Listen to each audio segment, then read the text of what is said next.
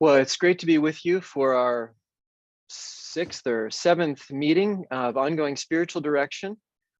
I'm grateful our group has grown a little bit. I know graduations have happened in the spring, and word is getting out, and we're very happy to gather some of you in. As I've said a number of times, I want this to serve you. So I'm always open to topics and speakers, things that you would like to know more about. Some of you have sent me those ideas, and I haven't lost track of them. I have to schedule still the July person, and then I'll schedule out the meetings for the rest of the year. But so grateful for your participation. The live participation obviously allows live participation. And we're also recording videos of the speakers that you can watch after the fact. I know that the time isn't always good for everyone. I'm trying to bounce around a little bit in the week to make it as accessible as possible to different people. So at least sometimes people can participate live. I'm delighted to have with us Dr. Peter Malinoski, who has become, I feel like, a fast friend. I'm anxious to claim that, but it's how it feels to me. And we share a heart in so many ways.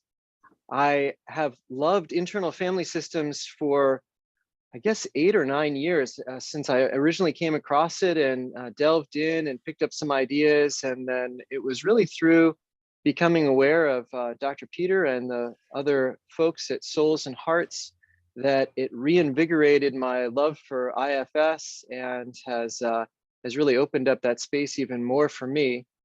And I just love the work that they do there. That's really deeply Catholic. I mentioned one of the podcasts you could listen to is number 72, Is IFS Catholic? And after I listened to several others first and loved it, I listened to that and I said, oh, these are like real Catholics. He really gets theology and understands the issues at stake. And this is not just a sort of nominal Catholic trying it on and claiming it, but these guys really know their faith. And then after that, I started sending so many people there that he reached out to me and I reached out to him, and we finally connected and have had just some wonderful conversations and collaboration. If you participated in the Triduum retreat, you may have been able to listen to the recording that he made, the meditation on the agony in the garden, and just so grateful for him. And then more recently with his the litanies of the heart, so many great resources. I'm going to go on for too long. Thanking him and praising him for the great work that he and his collaborators have done at Souls and Hearts. But just so grateful to have Dr. Peter here with us as a Catholic psychologist for many years, who has done a lot of clinical work, has done statistical work, has done assessments, and has really brought things together in a particular way through internal family systems and understanding that interior multiplicity that we all have, and creates a lot of perplexity for us in experiencing ourselves, but also in guiding others in spiritual direction. And I think IFS and Dr. Peter's insights have a tremendous amount to offer us. So grateful to have him. And I do really encourage you to store up your questions and ask those after his presentation. Dr. Peter Malinoski, thank you so much for being with us. It is such an honor to be with you. It's an honor to be with you, Father Boniface. It's an honor to be with all of you in the spiritual direction group here. And I'm grateful for the time that you're spending with me today.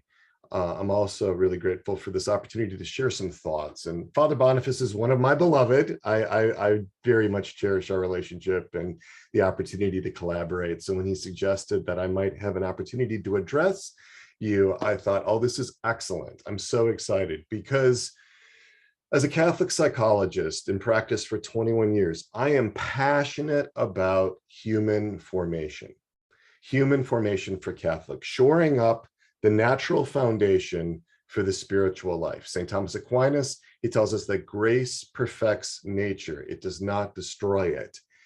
And I'm very interested in this intersection between human formation and spiritual formation, between the psychological life, emotional well-being, and a deep, intimate relationship with the three persons of the Trinity, our Father, Jesus, our brother, the Holy Spirit, our sustainer, and our Mother Mary. And so bringing these two things together, human formation and spiritual direction, has been a longtime interest of mine. In 2009, I presented a workshop at the Society of Catholic Social Scientists meeting called Joint Models of Psychological and Spiritual Care, where I laid out different models of how spiritual directors and mental health professionals can work together. So this is a longstanding interest.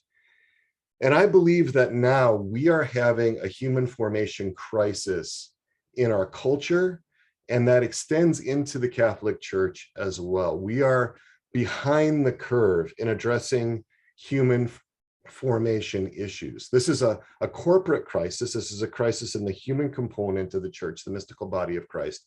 And it's also an individual crisis, a crisis in so many people who are struggling with human formation issues. There's all kinds of confusion in our day and age that we didn't have before. People who are confused about what gender they are. And it goes back to this question of identity, right? There's all kinds of confusion about who we are in relationship with God. And it's because of sin. Sin has these terrible effects on our identity, on our felt sense of who we are. If we go all the way back to Genesis 3, when Adam and Eve sinned, we know the devastating effects of original sin on the body, right? Death, pain, physical labor, pain in childbirth. But what's less obvious is how much of a terrible impact, a catastrophic impact, that sin has on our internal psychological lives, our emotional lives. Sin has fragmenting effects so that we're no longer integrated. Sin has distorting effects so that we don't see clearly. This is the distorting or blinding effects of sin. And sin brings about these grave deficits in identity, including the central problem in the natural realm of shame. The sense of a defective identity, that I'm not worthy, that I'm not loved, that I'm not valuable, maybe that I'm not lovable. And shame is the root of so many psychological symptoms. So Genesis 3, after original sin, Adam and Eve are looking for something good. They're looking for safety and security, but they're looking for safety and security by hiding from God, right? They were beside themselves. They were fragmented. They were shattered. There was so much fear and anger and disgust and disappointment. Their perceptions were distorted. They now had distorted understandings of themselves. They no longer saw themselves as beloved children of God, and they had distorted images of God, right? Not understanding God clearly. They were running away from God. And the shame, hiding in the bushes, right? Shame impelled them away from God. So much fear, anger, avoidance, and distrust. And what also it brings up is denial. And Laura Wolford brought this up in her question. People who insist on being fine, right? Denial, right? And so Laura asked, after fasting and praying and gently pointing it out, what kind of questions and readings and healings might be appropriate to somebody that's suffering from denial? Well, the first question I would have in response would be, why the block? Why the denial, right? And so many times the roots of that are in the natural realm. They're in the natural level. Denial and defensiveness come from one primary instrumental cause, and that's fear. Fear. If you're dealing with somebody with denial and defensiveness, you are always dealing with the instrumental cause of fear. But that's just the instrumental cause. We need to go back. What's causing the fear? Because fear is always a response to something, right? So we want to walk it one step back. And when you look in the natural realm, the principal cause of fear usually has something to do with shame. Shame. And I'm going to encourage you to learn a lot about shame in my podcast, Interior Integration for Catholics, episodes 37 to 49.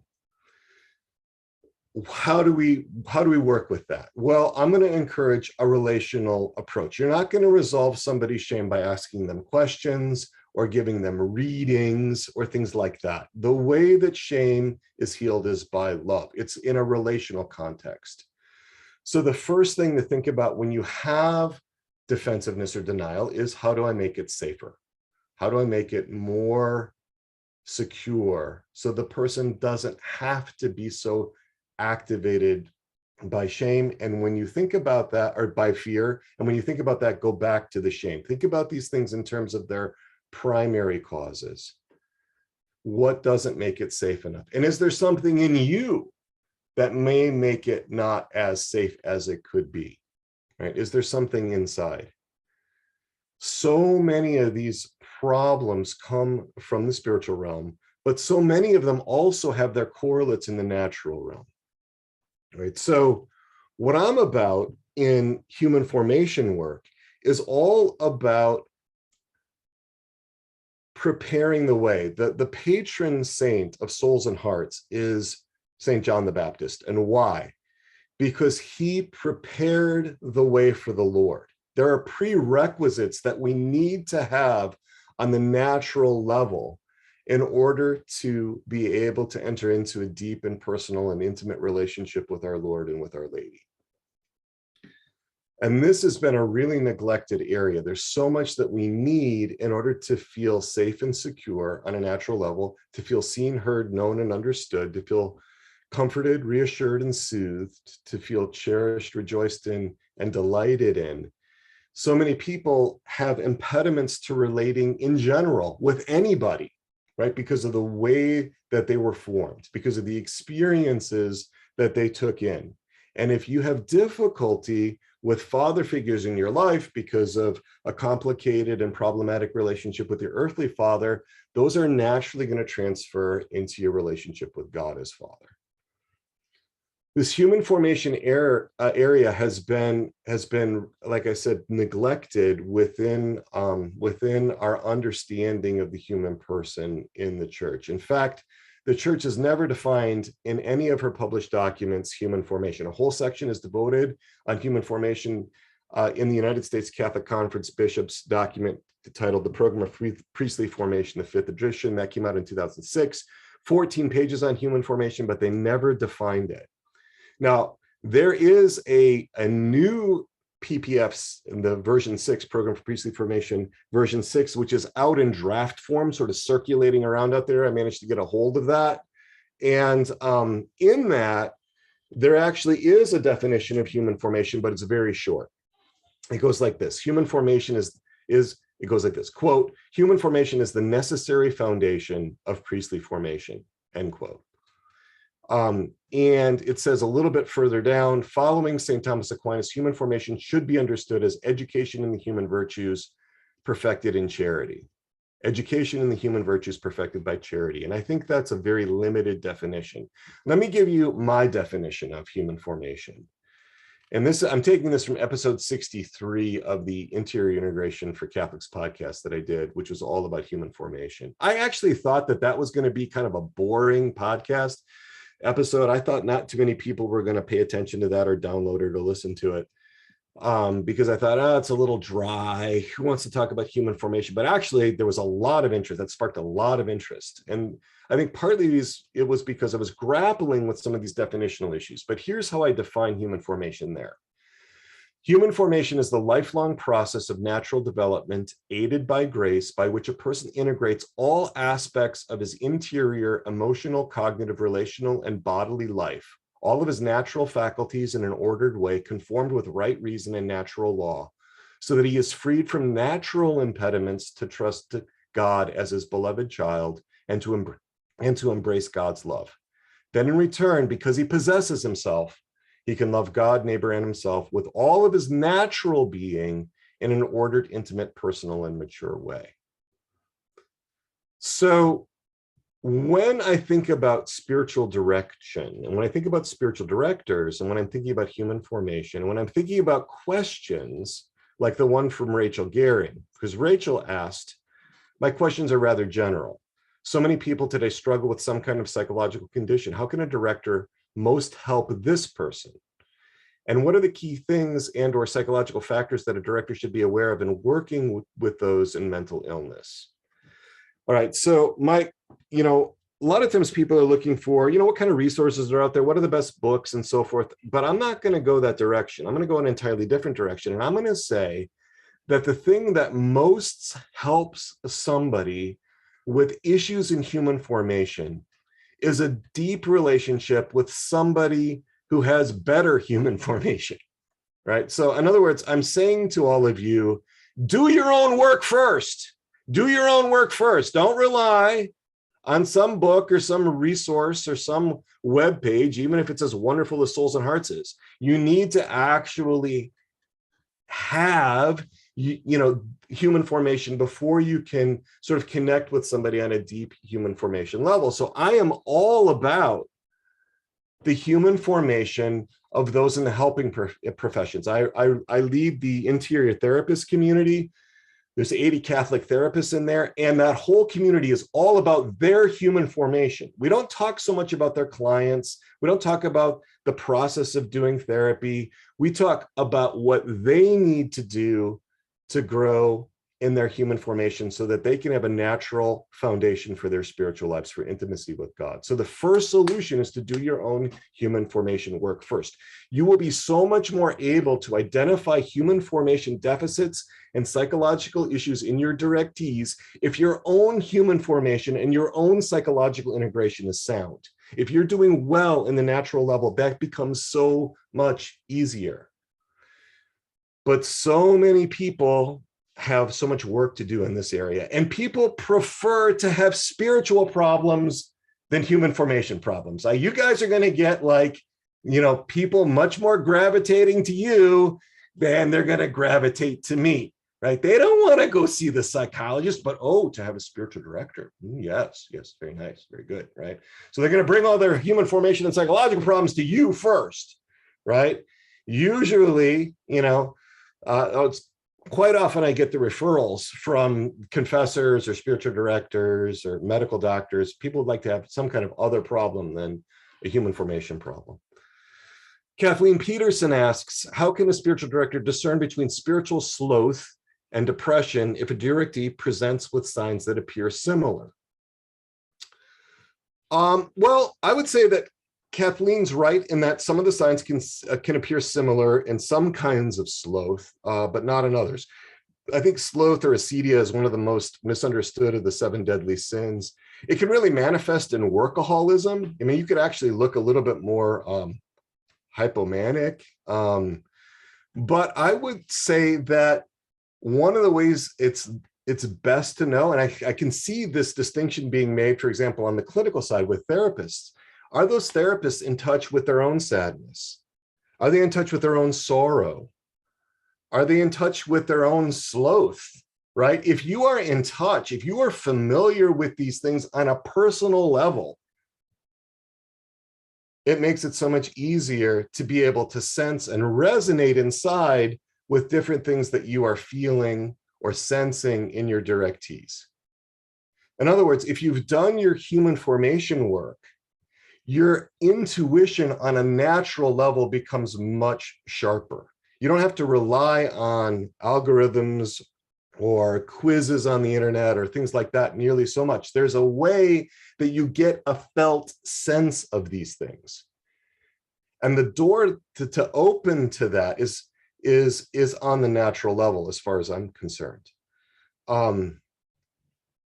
But that brings up the question, how do we refer? Patricia asked this question. Dr. Peter, I have suggested to a few directees to seek counseling, and on occasion to a good Catholic psychiatrist in the directee's locality. The directee was thirsty, scheduling an appointment immediately after our meeting.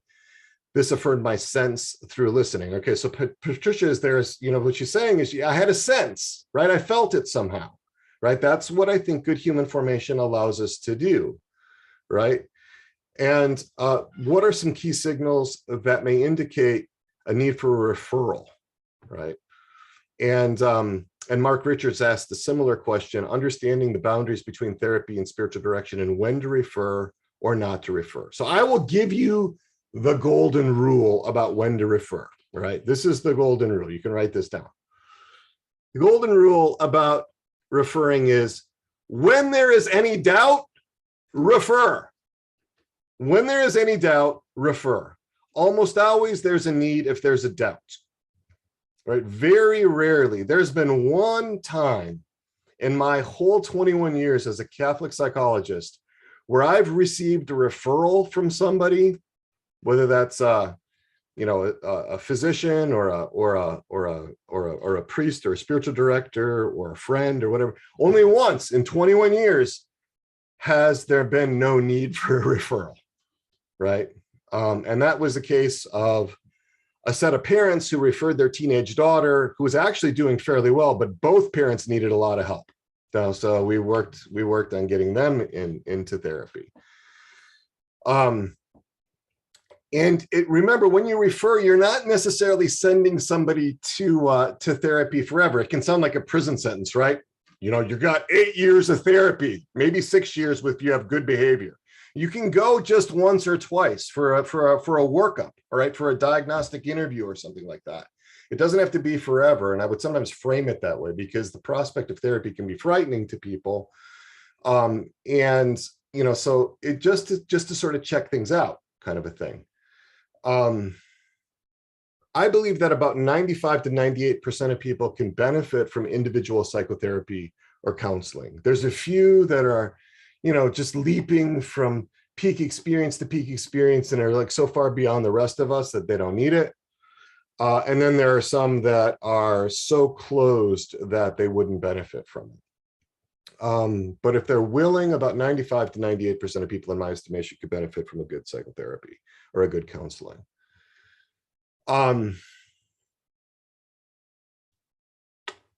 Sister Mary Catherine says, would you talk about the difference between self-awareness and self-absorption?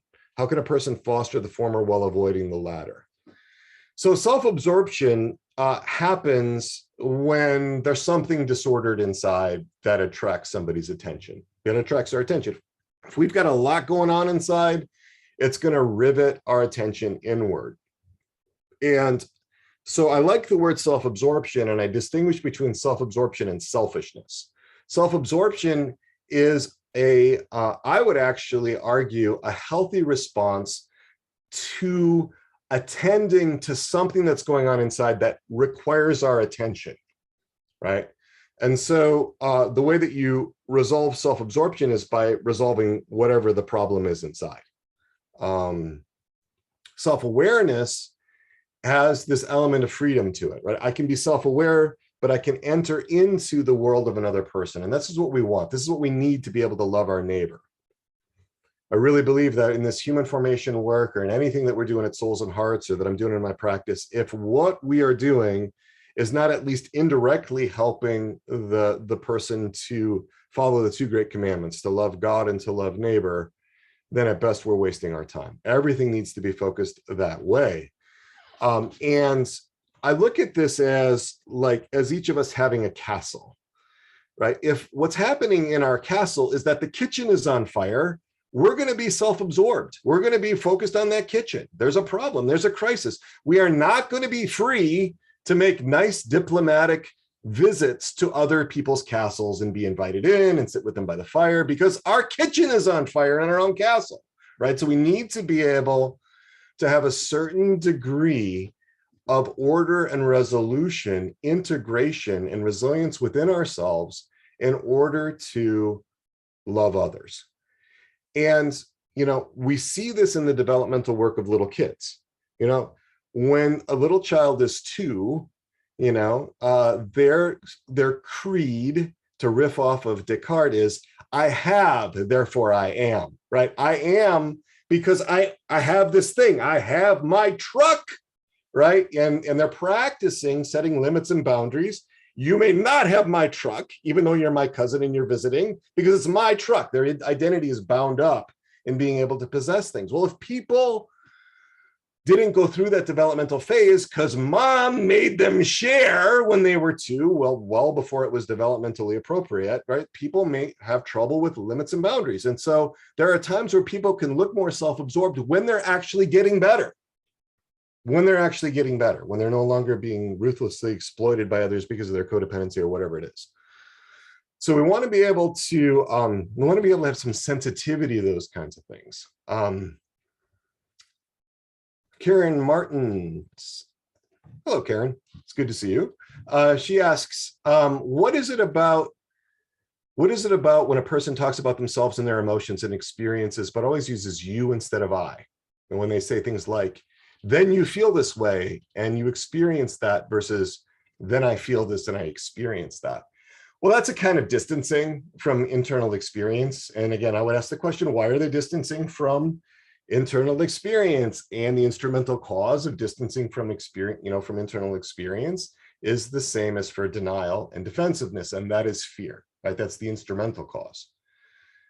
And then I'll ask, okay, what is, behind the fear? So again, I would start to make it safer, and I would model like speaking from your own experience, right? So usually as people have a deeper sense of being safe, they'll be able to have a deeper sense of being able to own their own experience.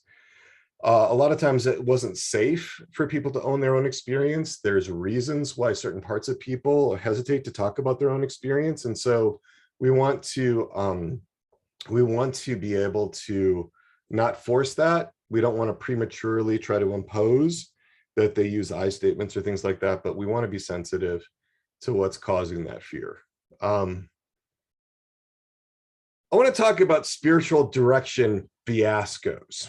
All right. What happens when there isn't good human formation in spiritual directors? I'm going to start with a spiritual director that was very, very early in my career. This is 2 decades ago. And my client was kind of upset because her spiritual director was upset. The spiritual director was begging her not to leave spiritual direction because the spiritual director needed her. If my client left spiritual direction, the spiritual director didn't know what he was going to do, right? Obviously, this is an extreme case of an overly enmeshed spiritual director.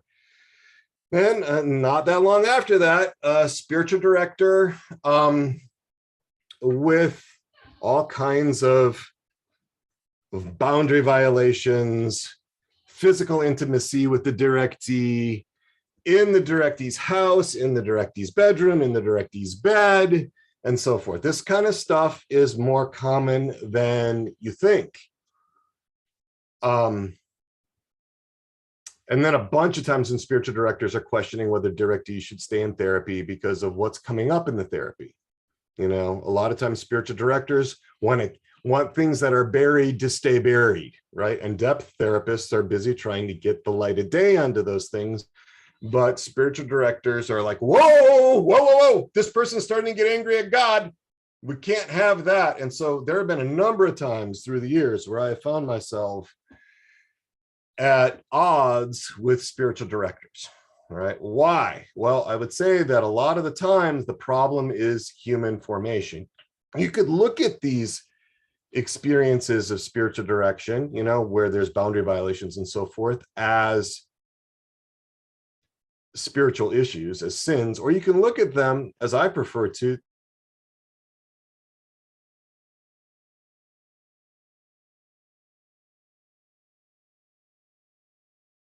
there's certainly a moral question there. Yes, there's questions of chastity and purity and so forth.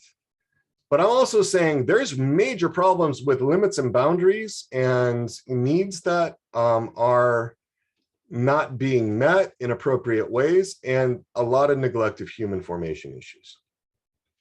All right, so what's the answer to this? We can keep going on in the old way where we kind of ignore human formation. We assume that spiritual formation is going to pick it up. I mean, the more cynical among us might say that there's been this really big interest in human formation in seminaries because of the pre-sex abuse crisis.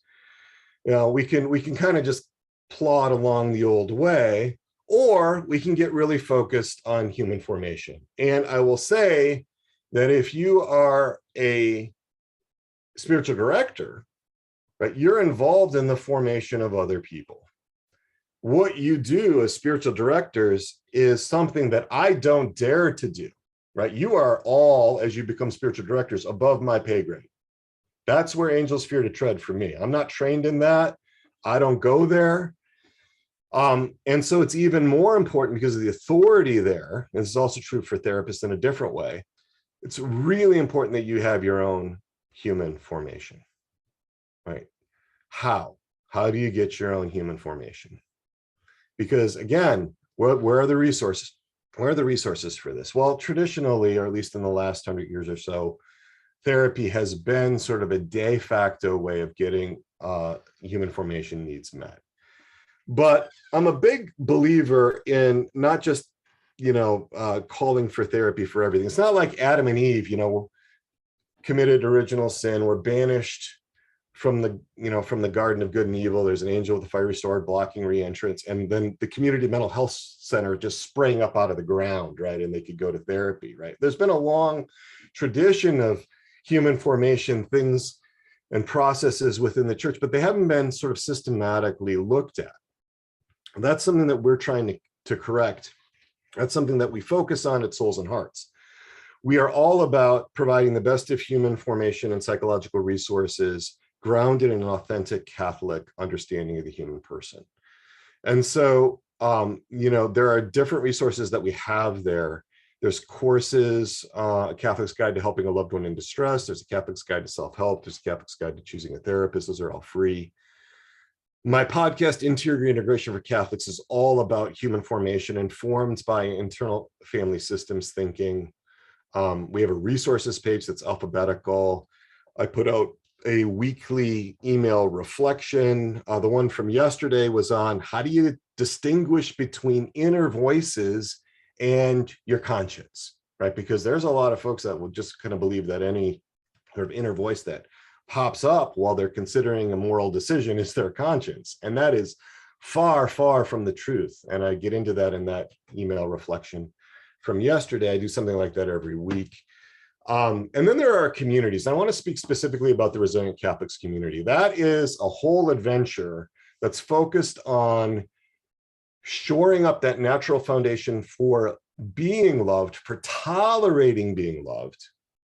Because this is one of the things that people don't realize, that to be loved is often really painful. People have an understanding that if love is authentic, that it's really caritas or charity, it's given freely.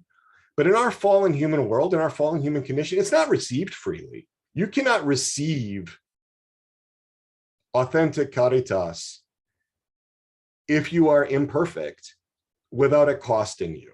And so, and the cost gets paid up front. There's all kinds of things that have to be overcome in order to take that love in, because it burns away anything that's sinful. It burns away things that are merely disordered, but that are not sinful. And it often requires us to give up lesser goods in order to have the greater good of that love.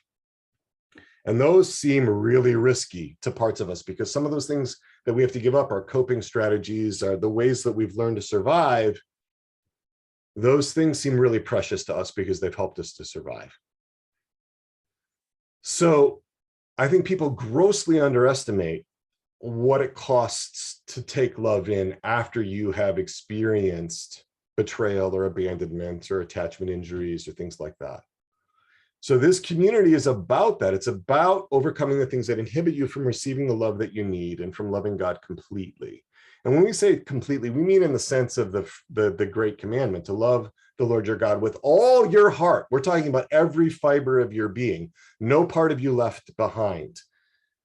Bringing in integration and order to all of your desires, to all of your thoughts, to all of your impulses, to all of your emotions, to your body sensations, to all of it, right? That's what we're focusing on. It's about restoration. It's about recovering from being dominated by shame and fear and anger and sadness and pessimism.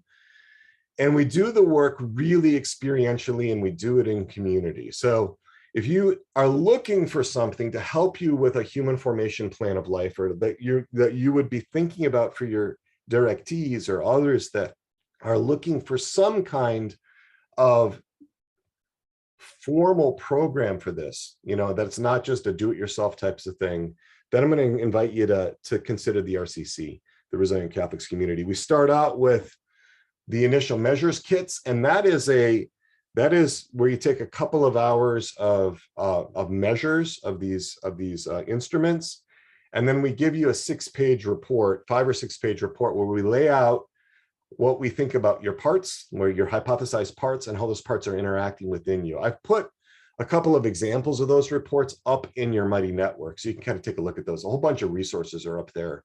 I just posted them right before we met tonight, so you can take a look at those. And we also have our first ever human formation retreat for Resilient Catholics community members. That's going to be from August 12th to the 14th. and it's going to be in Bloomington, Indiana, where the community is going to be coming together. If you join the Resilient Catholics community in this next cohort, and our applications will be taken through the rest of the month. We always take new applications in June and December.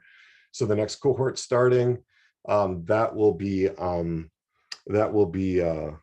people that join then will be eligible to come to the retreat as well. So I guess I just wanted to make sure we had time for other questions. I'm going to wrap it for now. I said I'd speak for 30 minutes. I think I spoke for 32, so I'm a little bit over, but yeah, at this point, it's just whatever questions you have, right? So we got a couple questions coming up here. Is that what you're talking about in your presentation, beams and specs? All right, so I'm glad somebody found that. That's interesting. I'm doing a webinar on June 24th for the Catholic Psychotherapy Association, and that is about therapist-focused consultation.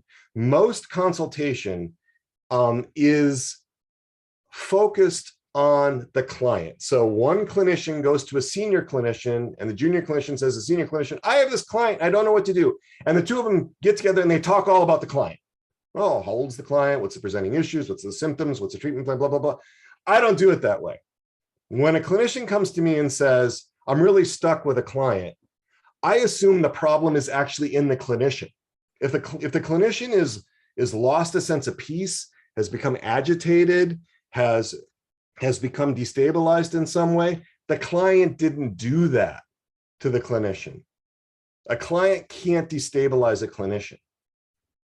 The client activated something that was already there within the clinician, and that's what I want to get to, right? So that's what that presentation is all about. It actually might be really interesting to a lot of you spiritual directors spiritual directors in training, because it really is about removing the beam from your own eye. Because if you can't tolerate intense anger in your own system, and your client begins for that to bubble up within them, they're getting in touch with their own intense anger, there will be parts of you that collude with parts of them to shut that anger down because it's too threatening.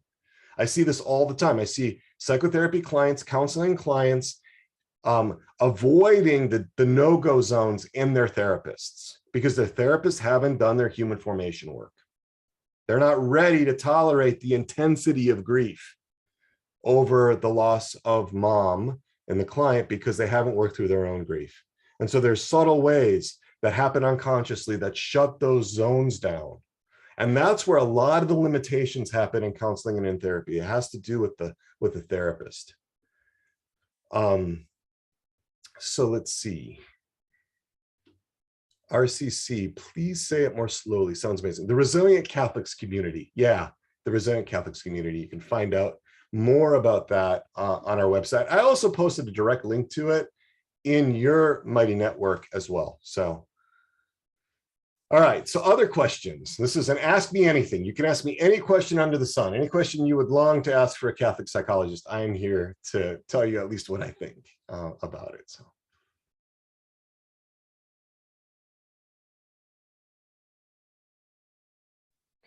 One of the things that, oh, sorry, Father.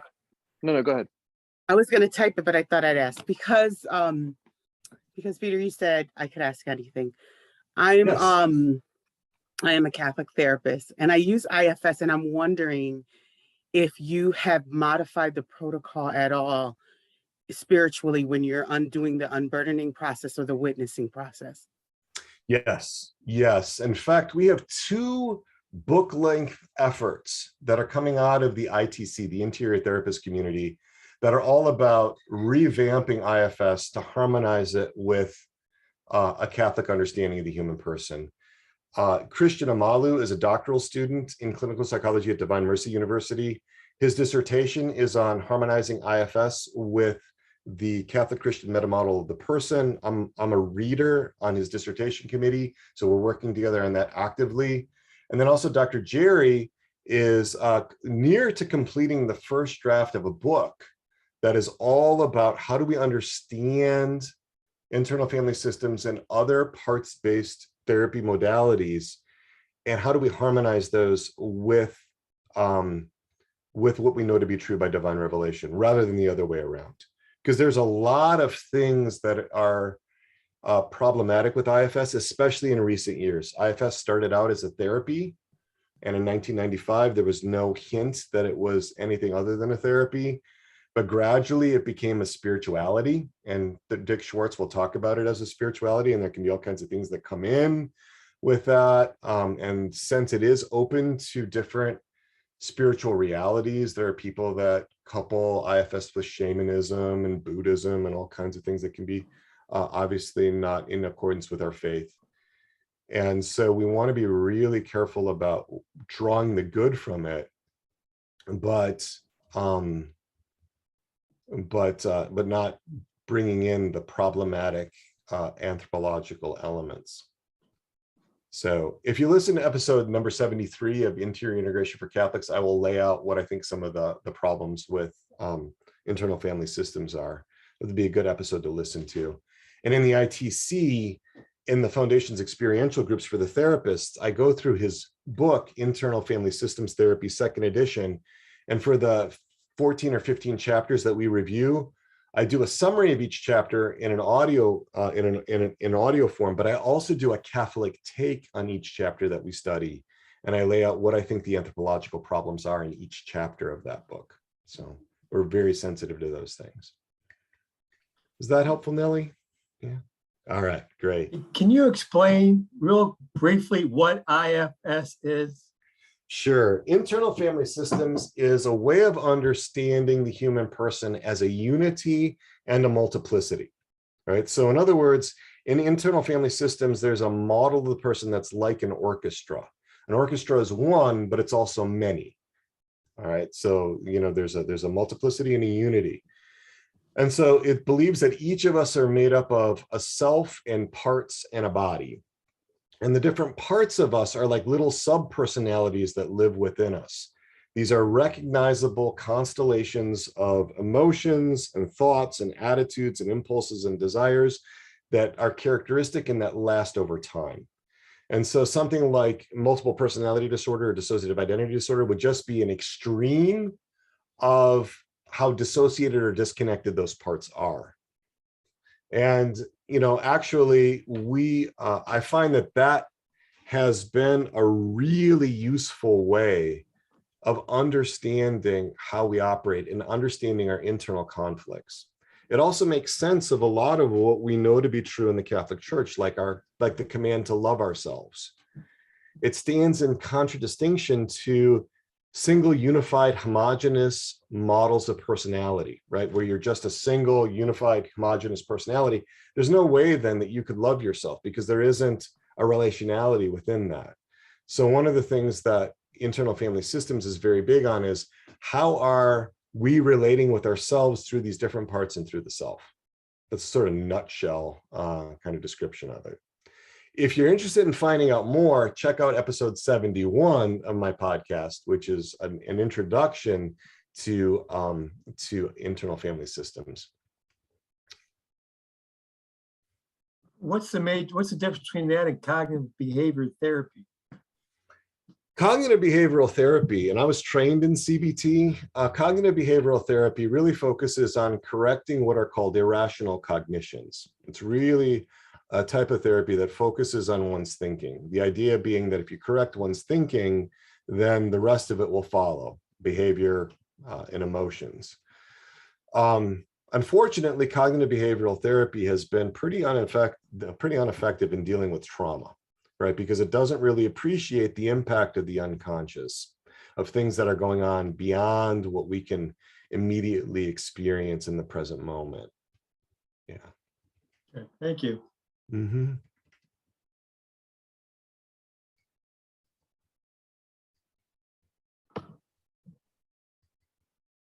Father Boniface, this is an amazing moment. We have answered all of the questions.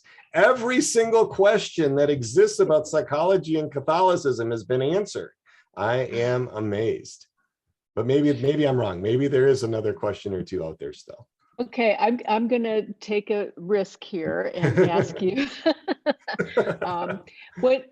codependence and still, being in your 50s. I have a couple of directees in their 50s who are still really dealing with their mothers and the whole, just their relationship. Their mothers are, very over the top, controlling, that sort of thing.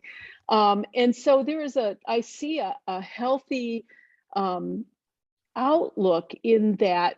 There, maybe a sibling died, and so there's all this, emotional upheaval in the family. But how to help someone to draw those boundaries while still honoring their mother and all of that, but to be able to separate? How do you help somebody to be able to separate all of that emotion and all that's happening in there from what's happening with the mother?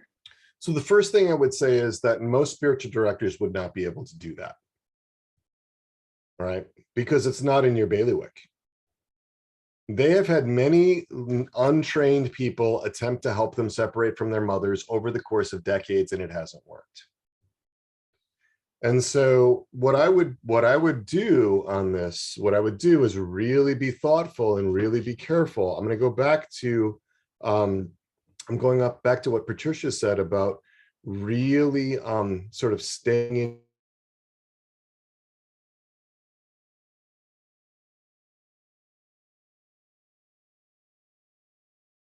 with somebody that's trained to deal with that level of codependency if they haven't been able to move out, or if they can't have a separate bank account, or if they can't emotionally separate and individuate from their mother.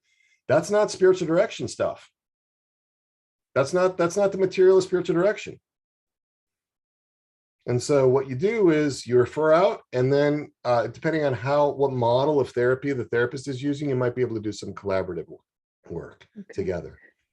Okay, so but what if it is more like when you get together for a direction appointment, there is so much, it's not that they're living together or having bank accounts together or anything, but the sense of inner turmoil that is dominating, their moment. So you really do, that's a situation where you would still send them You refer.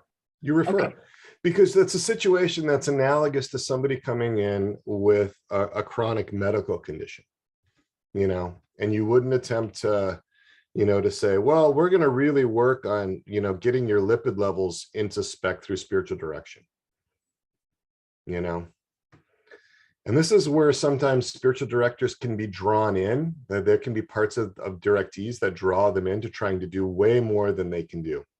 And sometimes that's a trap, because if we can get all wrapped up around my mother, which is not a solvable problem within the context that you're working with, we're going to be able to distract from doing any spiritual work. So you'll wind up getting neither of those things done. No work done on the human formation level and no work done on the spiritual level.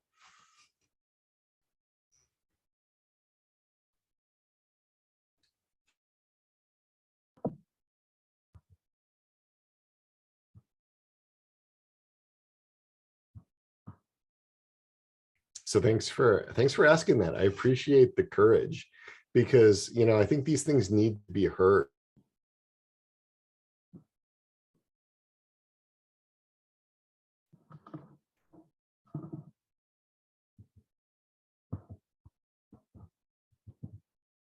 Because they have parts that are afraid. They have parts that are terrified of God, right? This whole series on God images that I did is one of the most popular series. It's about all the ways that parts of us can make inferences or assumptions about God based on their experiences of other authority figures in life.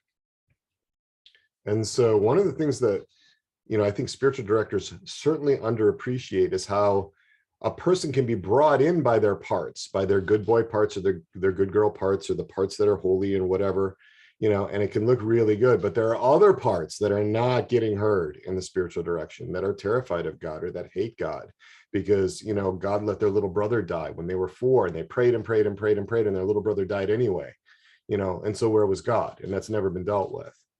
Right. But there may be other parts of that person that say, well, we're not going to go there because God won't tolerate the fact that you hate him. Most people have parts that hate God. If you get deep enough in, you will find parts that hate God. And if you understand the life history of these folks and of the parts of them that had to deal with experiences of betrayal or abandonment or different kinds of attachment injuries or relational wounds, they'll tell you the stories. But most of the time, those parts never get heard. And why don't they get heard? Because it's not safe enough. And why is it not safe enough? Well, it's often because there's not been enough human formation in the room for it to be okay. There's not enough resolution in people's relationships to be able for these things to hit the light of day without freaking out the other person and leading to judgment and rejection and so forth. You know, You have a few questions. The saints are the ones that, you know, recognize the degree of wretchedness within and talk about it. And it's not because they're worse off than the rest of us. You know, it's because they actually see the disorder within, and they see the disorder within because they've accepted their identity as beloved sons and daughters of God.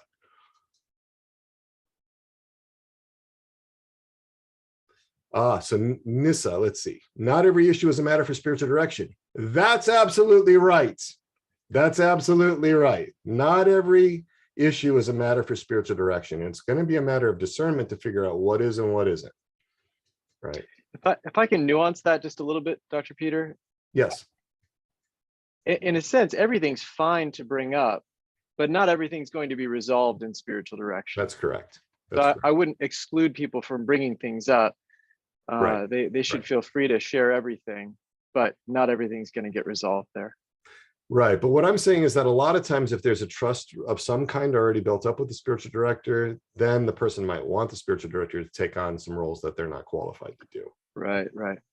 And it's not just psychology, it's financial matters, you know, investment matters, medical matters, you know, parenting matters, you know, other types of things, right? And it's dangerous with spiritual direction because the person can believe that you speak with the voice of God, right? Can get all of a sudden really mystical about these things.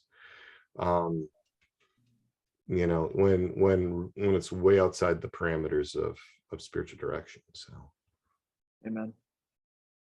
So that would be an awareness of their avoidance, and gently bringing them back to prayer would be helpful. Where can you find the images of God reflections? Okay. I did put those in your Mighty Network. They're episodes 23 to 29 of the Interior Integration for Catholics podcast. And if you guys want, I'll also put up a chart. I will go ahead and post a chart tonight of 14 problematic God images that parts can have. Yes. And so those are, I actually already posted this. I anticipated this. And, you know, just before we got on, I put all that stuff up there. So there's a whole lot of resources there that you can take a look at on your Mighty Networks. Is everybody, are you all familiar with that? Have you all learned how to navigate the Mighty Networks thing? Is that kind of natural yet? All right. We use that for the Resilient Catholics community and for the interior therapist community as well. And sometimes it can be confusing. So. Should I continue with spiritual direction? This is from Geraldine. Should I continue with spiritual direction if I feel a referral is important, but the directee refuses to be referred? Well, there's a two-word answer to that, and it depends. It depends, right? It depends on the stakes, right? And it depends on what would happen to the relationship if you started issuing ultimatums, right? I'll give you an example. I had a client who was involved in church work, who, well, this could be a kind of a long story, but who eventually I fired because they wouldn't actually deal with some psychological issues that I think were really important, including sexual attraction to children, right? And, you know, and so there was a difficult ethical dilemma about, like, what do we do in that situation? It wasn't actually seeing me, it was seeing a student of mine. And, we tried to work around this issue. And at some point you say, look, you are not doing what you need to be doing. Most of the time, I do take I do hope that that a gentler approach would help to open up. But sometimes there has to be a clear message, So for example, anorexia, if you have a client that's anorectic, and is in a life-threatening situation, you may at some point have to say, look, this is actually so serious that I think we need to do this. Or you put conditions on it. I need you to be in therapy in order to continue working with you. I've done things like that. I teach clinicians that you have to have conditions that are appropriate for therapy to work, that are necessary, that are at least minimum for therapy to work, or you don't do it. So if somebody comes in and they say, I'm really suicidal, I have thoughts every day of killing myself, I have a plan, but I only want to meet with you once a month because I'm kind of busy. I'm like, no, we're not going to do it that way. I don't have the conditions to do therapy under those circumstances. So you have to think about whether the conditions are appropriate for the spiritual direction work that you're attempting, that you're engaged in.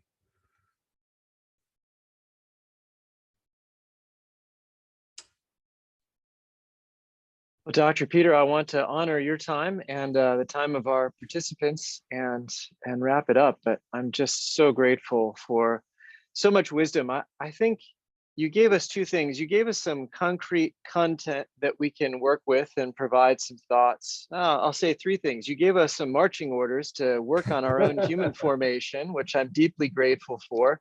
And I have to admit, I can sometimes take for granted. I certainly in our program, I've been so edified by the people that have come to us that just grateful for the solid human formation of those who are seeking to be spiritual directors so far in my experience. But the stakes are so high, as you say, and what gets in the way so often is our own lack of human formation. So really continuing to work on ourselves, not just spiritually, but humanly, is so important. You gave us a lot of resources, and then I think just the way that you approach problems and see the human person and seeing how you process some of the questions is in itself a teaching for us. And so I'm just so grateful for your time, your attention, your heart, your mind, your great work, and just such a gift that you've given us in the last hour, and the ongoing gift of souls and hearts that you provide. And I really do want to encourage everybody, take a look at those resources and really think about the Resilient Catholic community. It's a great way to work on your own human formation, to learn a lot. Anybody in our spiritual direction program gets a little taste of IFS. Other direction programs probably not at this point, but that's one of the reasons the ongoing formation can be a blessing, to find other ways. Not that any of these things is sort of a dogma per se, but really insightful ways to view the human person and to understand ourselves and those that we're working with. And so I really want to encourage you to take a look at the Resilient Catholic community and consider signing up for that. It's a great resource in really working it out, not just by listening to podcasts, as Dr. Peter said, but with a lot of interactions with other individuals in a larger group, in a smaller company, and then also one-on-one with a companion. A lot of great interaction, being able to talk about what's happening inside of us, which is just so helpful. We're all doing that in our own spiritual direction, I presume, and perhaps also with a supervisor, trusted friends, but this is a special way to do that with some additional insight into what's going on inside of us. So thank you so much, Dr. Peter, for all of the great work, and especially for the gift of your time and your words here tonight. It's been a pleasure to be here with you. And I do have conversation hours for my podcast listeners and for those that read my email reflections. So if you have listened to a podcast or you've read my email reflections, you're welcome to contact me on Tuesdays and Thursdays. Every Tuesday and Thursday between 4:30 and 5:30 p.m. I have my conversation hours. You can call me on my cell phone. So those numbers are available on the podcasts and in the email reflections. So. And I do encourage you to take advantage of that. That's one of the reasons we're having this here now, is because I did. That's right. You called me during conversation hours. That's right. So, yeah. well, let me offer a little blessing, and